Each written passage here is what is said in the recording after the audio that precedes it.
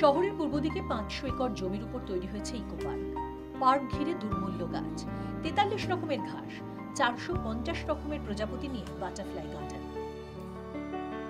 খুব চওড়া হাঁটার জায়গা, 6 মিটার চওড়া, এত চওড়া হাঁটার যা এখন তো আমরা তার উপর দিয়ে ট্রেনও চালাচ্ছি। দার্জিলিংয়ের কোলে নয়, একেবারে সোজাসুজি ইকো পার্কের মধ্যে কলকাতার বুকে 3 একর জায়গাতে সত্যিকারের চা বাগান তৈরি হয়েছে। তো সবচেয়ে বোধহয় উল্লেখযোগ্য হচ্ছে জলটা।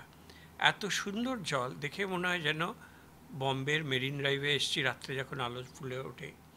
সন্ধেবেলা হলেই সেখানে যে মিউজিক্যাল ফাউন্টেন হয়, এত চওড়া অ্যাকোয়া স্ক্রিনের মধ্যে লেজার দিয়ে ঋতুর সঙ্গে সঙ্গে গান এবং নাচ ওখানে প্রজেকশন করে দেখানো হয়। এর পাশে 100 একর বিস্তৃত জলাশয়, জলাশয়ের উপর তৈরি ক্যাফে গার্ডেন। নৌকায় বসে কফির আওয়াজ, থাকার জন্য 20টি বাতানুকূল কটেজ রয়েছে। আমরা কাফে একান্তেতে কি চেষ্টা করেছি, একটা হচ্ছে একটা ইউনিক অ্যাম্বিয়েন্স, যেটা নৌকো করে যাওয়া, নৌকোয় পয়সা দিতে হয় না, নৌকো করে যাওয়া এবং গিয়ে সেখানে একটা দ্বীপের মধ্যে বসে অপরূপ একটা ওয়াটার ভিউ এবং ইকো পার্কের ভিউয়ের মধ্যে খাওয়ার একটা পরিস্থিতি। পাশেই মাদাম তুসোর অনুকরণে মাদার্স ওয়্যাক্স মিউজিয়াম, ভারতে প্রথম।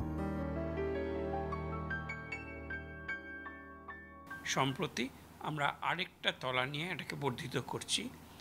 হিডকোর একটা বোর্ড মিটিংয়ে একটা সিদ্ধান্ত হয়েছে যে আমরা দ্বিতীয় পর্যায়ের আরও ভালো করে, আরও সুন্দর করে, আরও মজাদার এলিমেন্ট যোগ করে ভারতবর্ষের ঐতিহ্যের সঙ্গে আগামী দিনের মানুষজনকে যোগাযোগ করিয়ে দেব।